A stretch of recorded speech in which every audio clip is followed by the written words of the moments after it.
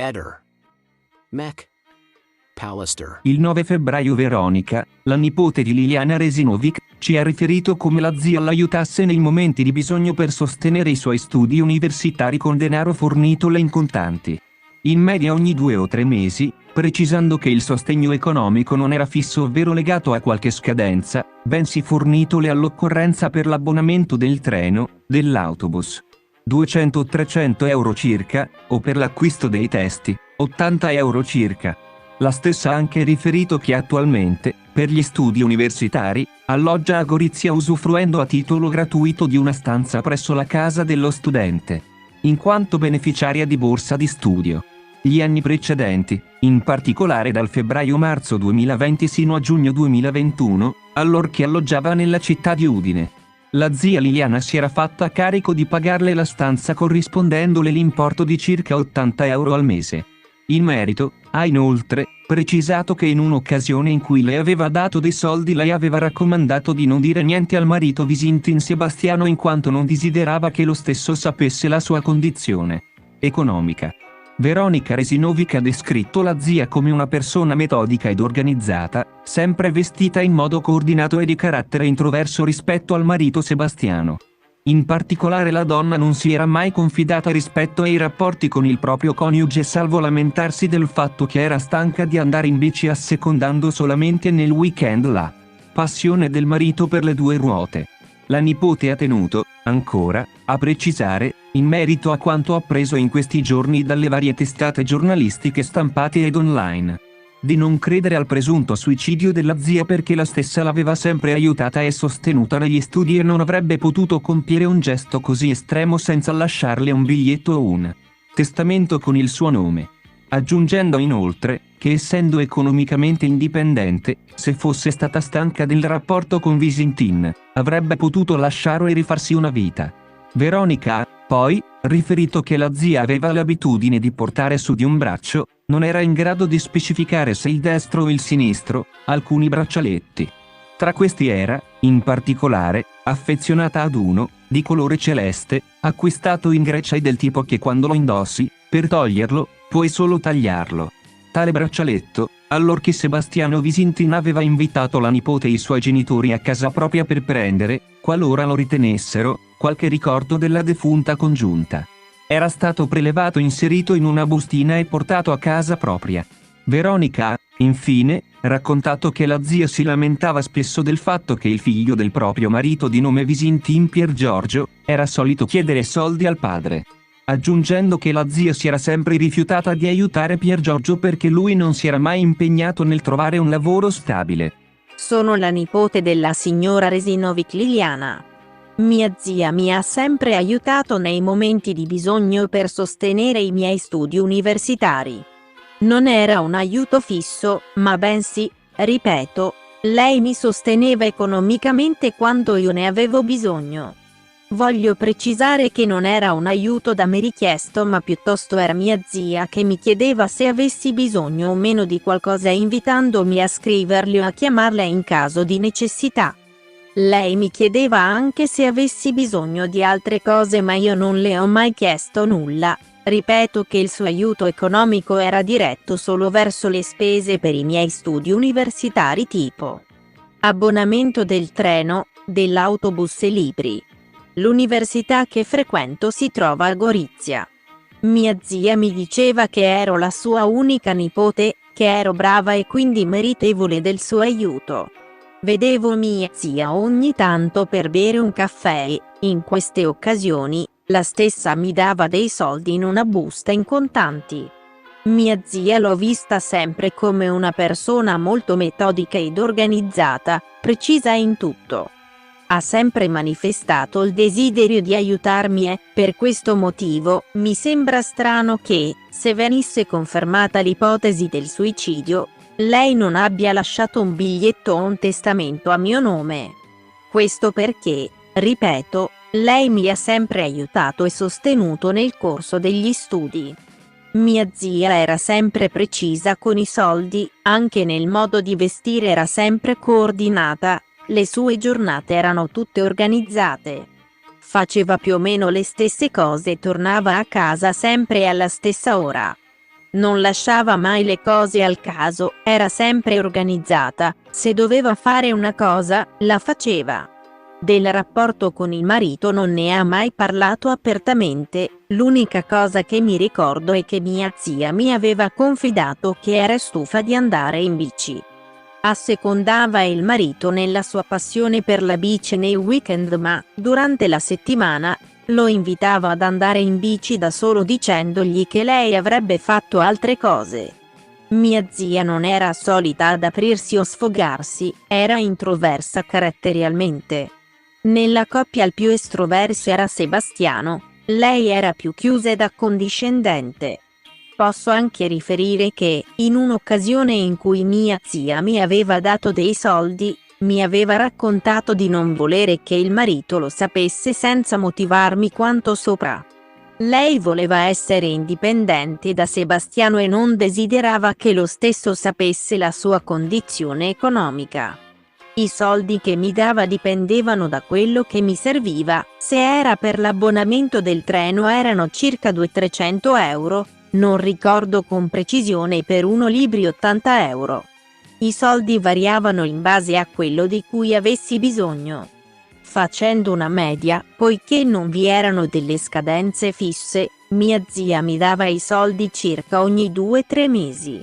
Per quanto riguarda la situazione alloggiativa a Gorizia, preciso che ho in uso una stanza all'interno della casa dello studente della quale usufruisco a titolo gratuito in quanto beneficiaria di borsa di studio. Antecedente alloggiavo a Udine e, durante il periodo del primo lockdown, ossia da febbraio-marzo 2020 e fino a giugno 2021, circa. Mia zia provvedeva a corrispondermi il costo della stanza che avevo preso in quel capoluogo per il corrispettivo di 80 euro circa al mese. Del rapporto tra Sterpin Claudio e mia zia non ne avevo idea. Prima della sua scomparsa, mia zia si è sempre comportata in maniera metodica, durante la settimana ognuno faceva la sua vita, poi i due trascorrevano assieme il weekend. Mia zia, durante la settimana, era sempre in giro o per negozi oppure per vedere le sue amiche, almeno così diceva. Io la chiamavo al telefono per comunicarle l'esito di un mio esame, altrimenti ci sentivamo su WhatsApp.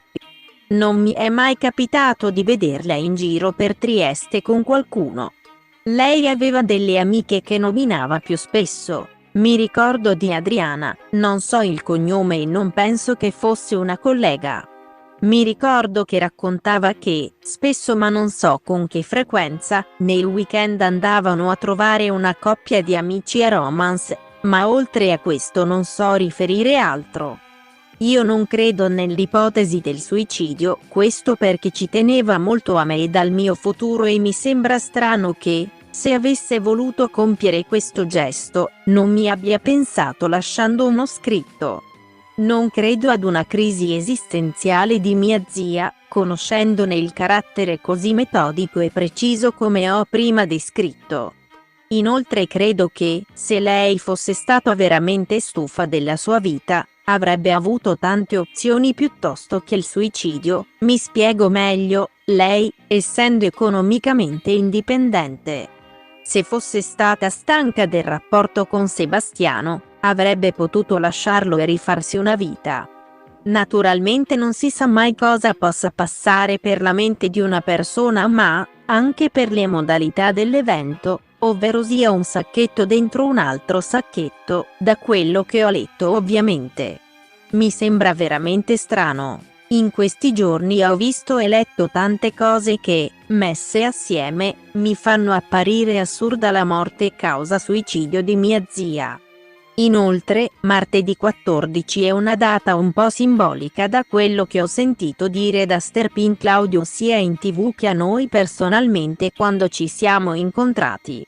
Il martedì, per quanto riferito dall'uomo, era il giorno in cui lui e mia zia si incontravano, in più era una settimana importante se era vera l'intenzione di mia zia di comunicare a Sebastiano della sua volontà di lasciarlo e, secondo me, queste tempistiche sono importanti e non casuali.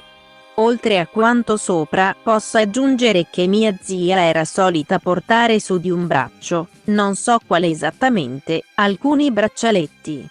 In particolare era molto affezionata ad uno di colore celeste acquistato nel corso di una vacanza in Grecia. Non so come si chiama precisamente, ma è del tipo che quando lo indossi, per toglierlo, puoi solo tagliarlo. Sebastiano aveva invitato me ed i miei genitori a casa al fine di prendere qualche ricordo di mia zia. In occasione di questa visita, io ed i miei abbiamo portato il braccialetto in argomento a casa nostra, dove si trova tuttora chiuso in una bustina. Da quello che ho letto, il corpo di mia zia è stato ritrovato senza bracciali o anelli, cosa, ripeto, insolita per mia zia che amava indossare braccialetti. Sottolineo che non erano cose di valore ma piuttosto bigiotteria. Da Sebastiano, nel corso di una sua intervista in TV, ho appreso che lei conosceva il luogo dove è stata trovata. L'uomo aveva detto che era un posto che lui e Liliana frequentavano spesso in primavera nel corso di passeggiate in cui andavano a fare foto ai roseti. Per quanto mi riguarda, mia zia non mi aveva mai parlato di queste passeggiate, però mi aveva raccontato che ogni tanto prendeva l'autobus che transitava per il parco dell'ex OPP. Non so il numero della vettura per evitare la salita di Damiano Chiesa per tornare a casa. Mia zia scendeva dall'autobus ad una certa fermata, non so riferire quale, e percorreva una stradina che la conduceva a casa. Ripeto che mi sembra strano che mia zia fosse uscita di casa con la borsetta vuota, soprattutto se la sua intenzione era quella di prendere il bus in piazzale Gioberti. Mia zia non sarebbe mai salita sul mezzo pubblico senza abbonamento. Mi viene in mente ora che mia zia si era più volte lamentata del figlio di Sebastiano, Pier Giorgio. Questo chiedeva sempre soldi a suo padre e mia zia mi aveva riferito di non aver mai voluto aiutare Pier Giorgio in quanto, secondo lei, non lo meritava perché, a suo dire, non si era mai impegnato nel trovarsi un lavoro stabile. Credo che fosse per questo che mia zia non voleva far sapere al marito del fatto che lei mi aiutava negli studi, per timore di farsi rinfacciare il fatto che aiutava me e non Pier Giorgio. In questo contesto, mia zia ripeteva che i soldi erano suoi e li usava come voleva lei. Un ulteriore episodio che mi viene in mente è quanto riferitomi dalla parrucchiera di mia zia di nome Ornella il giorno del funerale. Non so dove eserciti questa Ornella, so che questa andava a casa di mia zia per farle i capelli e che le due si conoscevano da circa 40 anni. Ornella mi aveva raccontato che era stata a casa di mia zia il giorno 6 dicembre e che mia zia aveva commentato che sarebbe stata a posto con i capelli in occasione delle prossime festività, sia di Natale che di Capodanno. 2 giorni dopo, ovvero il 24 febbraio 2022, Veronica ribadirà quanto segue direttamente a Eder McPallister. Buongiorno Eder McPallister. Sono la nipote di Liliana Resinovic. Sono una ragazza di 23 anni, ho tutta la vita davanti e non ho nessuna voglia di venire esposta tanto. C'è un motivo per cui ho rilasciato solo una sola intervista. Non voglio risultare sgarbata o maleducata, ma onestamente, sono fin troppo stufa di venir giudicata da persone sconosciute per 2 cose che ho detto. Tra l'altro non ho mai fatto accuse o divulgato mie opinioni personali. Ho capito che la gente si basa su quello che vede in TV, ma non reputo nemmeno giusto che loro debbano gettare fango su di me quando io, in tutta questa lotta mediatica, non ho mai preso parte. Sono entrata in questa gogna mediatica a causa di parole di terzi e voglio evitare il più possibile di venir nominata. Anzi, non voglio proprio. Come tutti, voglio sapere la verità, ma ritengo che andare in TV a diffamare non sia il modo più corretto, e qui parlo di tutti i personaggi di questa vicenda. Per quanto riguarda l'aneddoto di Sebastiano, quando loro venivano da noi il pomeriggio, senza preavviso, io dovevo studiare perché avevo degli esami da dare. In più, Io mi vedevo con mia zia da sola qualche volta in centro e senza Sebastiano. Però appunto, non voglio che queste informazioni vengano usate contro di me. La domanda della settimana è che fine abbia fatto Sebastiano Visintin. Sebastiano non ha fatto nessuna fine, semplicemente non intende andare a quarto grado se si trova di fronte personaggi appartenenti alla banda degli onesti. Quando finiranno loro, tornerà lui.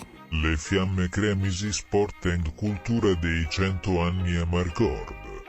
Nel mese di maggio, giugno per poi riprendere nelle Olimpiadi, Cremisi ad agosto collaborano con l'associazione culturale che fa memoria del primo ciclista italiano vincitore del Tour di Francia e di tutte le tappe al 100° anno dell'evento. Bersagliere Ottavio Bottecchia. Medaglia d'argento al valor militare. Iscrizioni aperte. 9 giugno 2024. Pedalata commemorativa. 100 volte Bottecchia. Viaggiare in vagoni retro. Pedalare nel verde circondati dalle solenni montagne friulane con l'orgoglio di portare onore e memoria a Ottavio. Non puoi mancare. Non aspettare. Iscriviti. Ehi, non dimenticare di iscriverti a questo canale.